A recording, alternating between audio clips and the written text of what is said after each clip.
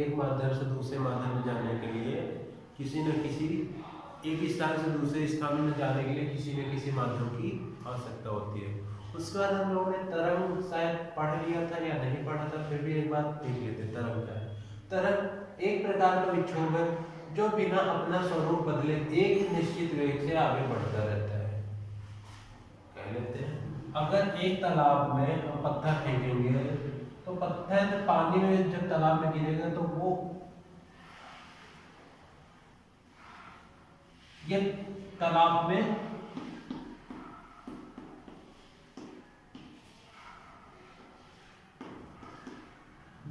इस प्रकार की हलचल होगी, इस प्रकार की हलचल होगी।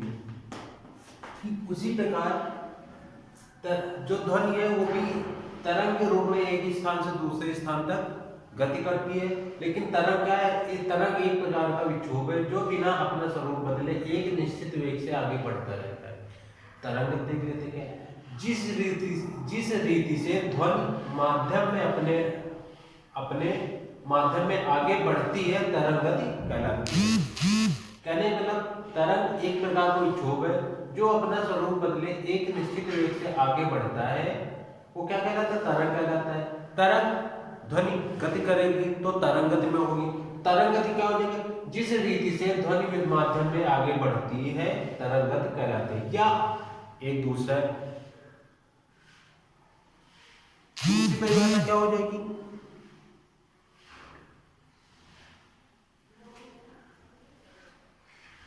दूसरी परिभाषा क्या हो जाएगी, विक्षोभ के आगे बढ़ने की प्रक्रिया। दूसरी परिभाषा हो जाएगी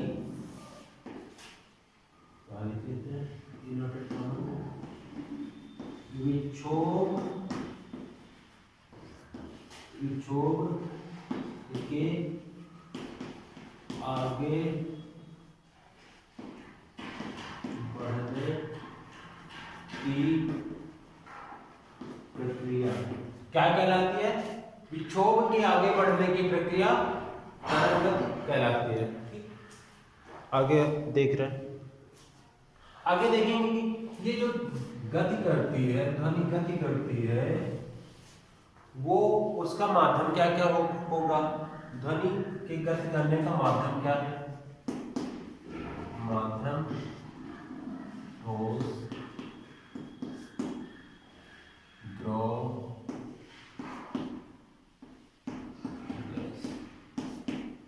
जो ध्वनि गति करेगी, ध्वनि एक स्थान से दूसरे स्थान तक जो पहुंचेगी, संचरण करेगी, उसका माध्यम क्या है, ठोस है, द्रव है, गैस है। जैसे ध्वनि सबसे तेज किस में चलती है, सबसे तेज, सबसे धीरे, सबसे धीरे। जब ध्वनि ठोस में सबसे तेज चलती है और गैस में सबसे धीरे चलती है तो द्रव में क्या होगी, द्रव में होगा ठोस से धीरे परंतु द्रव से तेज, ठोस से धीरे परंतु गैस से तेज। ठीक हो गया, ध्वनि ठोस में सबसे तेज चलती है, द्रव गैस में सबसे धीरे चलती है, द्रव में ठोस से धीरे चलेगी परंतु गैस की अपेक्षा तेज चलेगी। ठीक, ध्वनि एक प्रकार की ऊर्जा है जो एक माध्यम से दूसरे माध्यम में संचरण करती है और ध्वनि को एक माध्यम से दूसरे माध्यम में चलने के लिए किसी न किसी माध्यम की आवश्यकता होती है। उसके बाद ध्वनि जो चलता है, ध्वनि का माध्यम क्या होता है, तरंग होता है। तरंग एक प्रकार का विक्षोभ है जो अपना स्वरूप बदले एक निश्चित वेग से आगे बढ़ता है, तरंग कहलाता है। उसके बाद देखा है तरंग। तरंग जिस रीति से ध्वनि माध्यम में आगे बढ़ती है वो क्या कहलाती है, तरंग कहलाती है। दूसरी परिभाषा इसकी देखी, विक्षोभ के आगे बढ़ने की प्रक्रिया तरंग गति कहलाती है। ठीक, नेक्स्ट देखेंगे तरंग के प्रकार।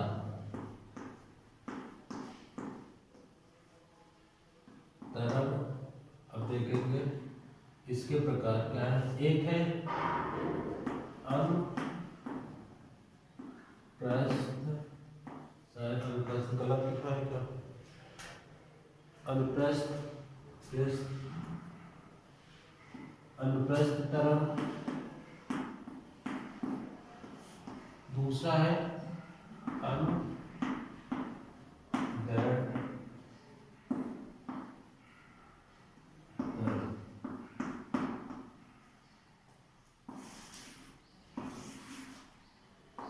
एक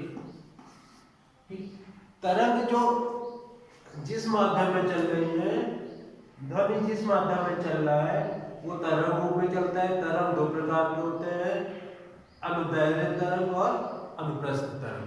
ठीक, अब अनुप्रस्थ तरंगें किसमें होंगी और अनुदैर्ध्य तरंगें किसमें होंगी। ठीक, अनुप्रस्थ तरंगें माध्यम के कण तरंग के चलने की दिशा के लंबवत कंपन करते हैं, वे क्या कहलाते हैं, अनुप्रस्थ तरंग कहलाते हैं। जैसे जब तालाब में पत्थर फेंकते हैं, तो जो कण होते हैं वो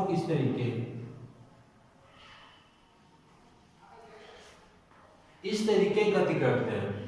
मतलब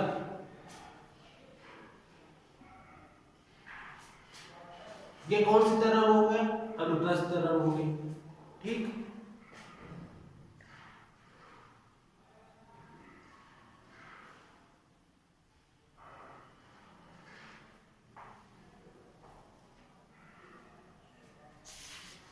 कौन सी तरंग हो गई, अनुप्रस्थ तरंग हो गई। अब इसी में देख लेते हैं गर्त क्या है, और इसी में एक उठा भाग है, एक है ये निचला भाग। इसी में एक गर्त है, एक है श्रृंग, एक श्रृंग है, एक है तुम्हारा गर्त। जो ये भाग है तुम्हारा, ये क्या कहलाता है, श्रृंग, और एक ये जो भाग है ये कहलाता है गर्त। कहते हैं ना कि वो गर्त में जा रहे हैं, मतलब वो गिरते जा रहे हैं। गाँव में सुना होगा कि वो इतना रुपया आ गया उनकी कि वो अपने घमंड की वजह से गर्त में घुसते जा रहे हैं या गिरते जा रहे हैं। गर्त है नीचे गिरना और श्रृंग है ऊपर उठना। तरंग इसी माध्यम में चलती है। जैसे देखा होगा ये एक खंभा है, इससे अगर हम रस्सी बांध लें, रस्सी ये सीधी है, यहाँ कोई खड़ा है, इसने क्या किया, इस रस्सी को झटका, तो ये रस्सी ऐसे चलेगी,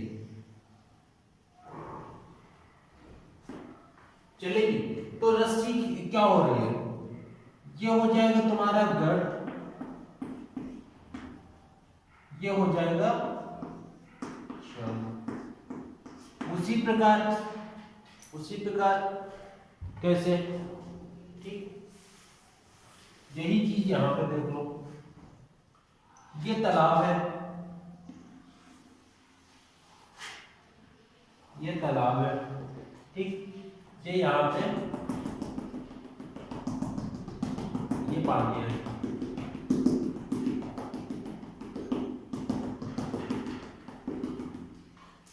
ठीक, यहां पे कोई बालक खड़ा है, किसी का भी नाम सोच लेना, जो नाम आ जाए दिमाग में।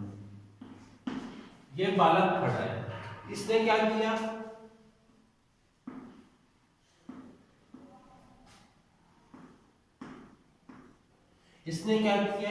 एक पत्थर उठाया और ये इसमें फेंक दिया, ठीक, तो पत्थर जब गिरेगा तो वो अब उस पत्थर गिरने के बाद ये लहर ऐसे उठेगी,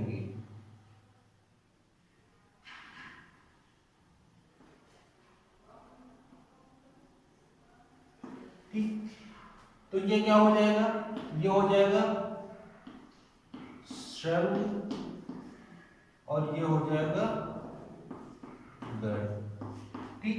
लंबवत देखो, लंबवत,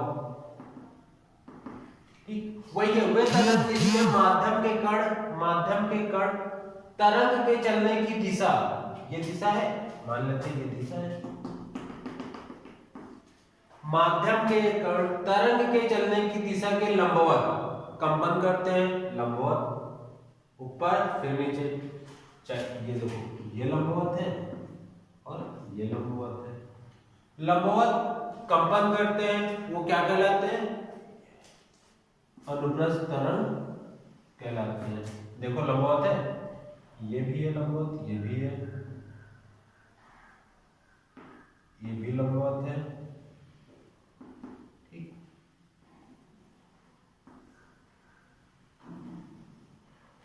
ये देखो लंबवत है। इसी प्रकार यहाँ पे ये देखो ये लंबवत है कर्ण की दिशा के।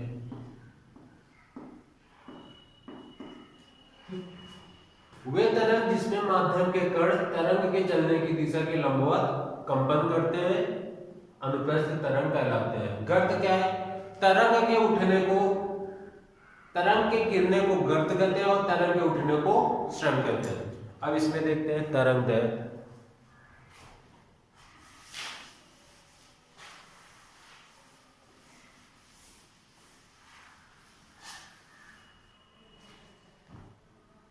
अब देखते हैं इसी में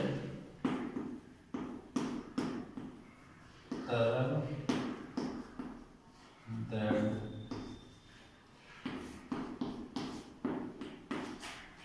तरंग दैर्घ्य क्या है?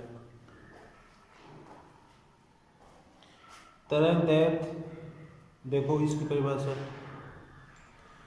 एक गर्त के अगले गर्त अथवा एक शंख से अगले शंख तक की दूरी को तरंग दैर्घ्य कहते हैं। एक गर्त से अगले, एक गर्त से अगले गर्त, एक गर्त से अगले गर्त अथवा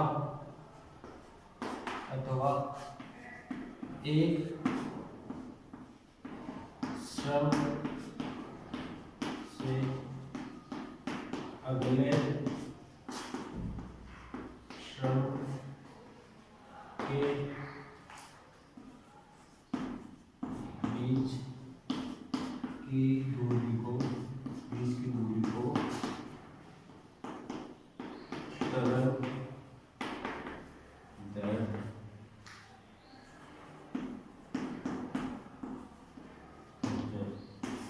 ठीक है, हमने कहा था एक ये खंभा है और ये लकड़ा है, ये लड़का है।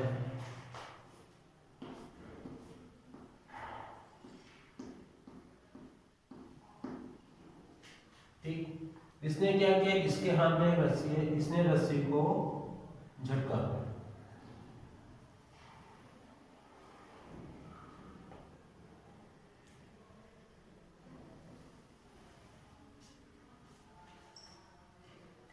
कब कुछ कम तरंग, कुछ कम बन रही है तो इनको थोड़ा सा और सही बना देते हैं। इसने झटका,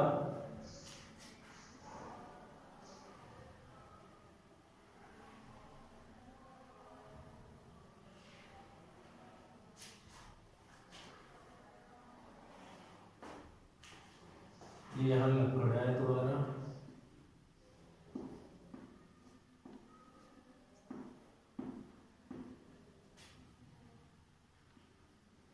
ठीक,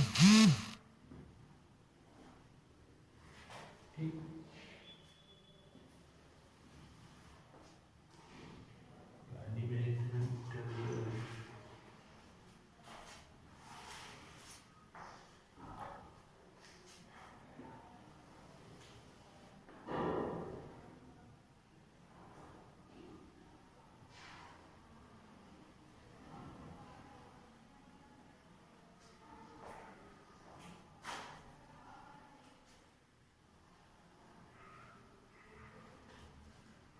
ठीक। गति क्या है? तरंग के कण चलने की दिशा के लंबवत है। और तरंग दैर्घ्य क्या है? एक गर्त, ये क्या है? गर्त है, ये है शंख, ये क्या है गर्द, ये क्या है शंख। कह रहे हैं कि एक गर्द अथवा एक शंख के बीच की दूरी,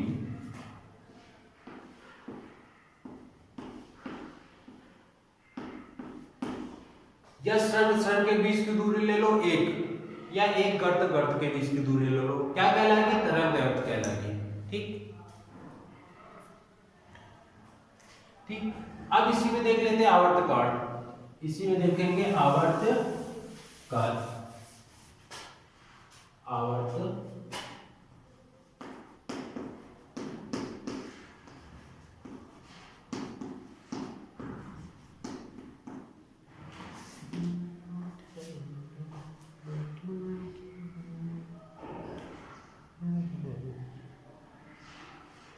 ठीक। क्या है आवर्तकाल, आवर्तकाल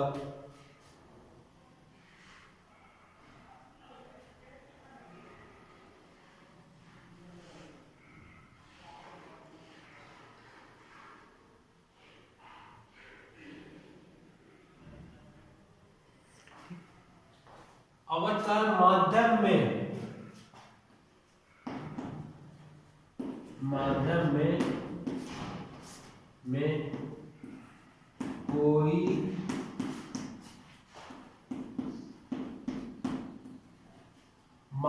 में कोई तरंग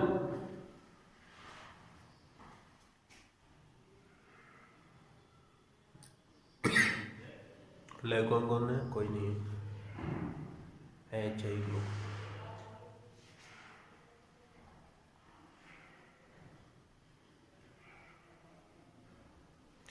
माध्यम में कोई कण एक बार, माध्यम में कोई तरंग एक बार ऊपर नीचे होने में जितना समय लेता है वो क्या कहलाता है, आवर्तकाल। माध्यम में कोई तरंग ऊपर नीचे होने में जितना समय लेता है वो क्या कहलाता है, आवर्तकाल। मतलब ये ऊपर होने में और एक ये नीचे होने में, नीचे और ऊपर और नीचे होने में जितना समय लेगा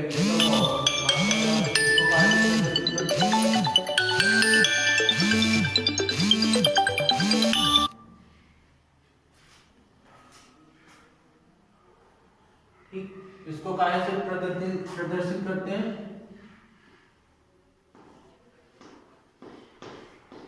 लैमिनस।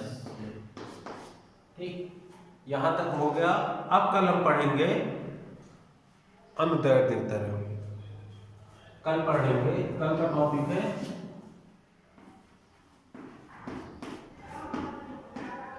अनुदैर्ध्य।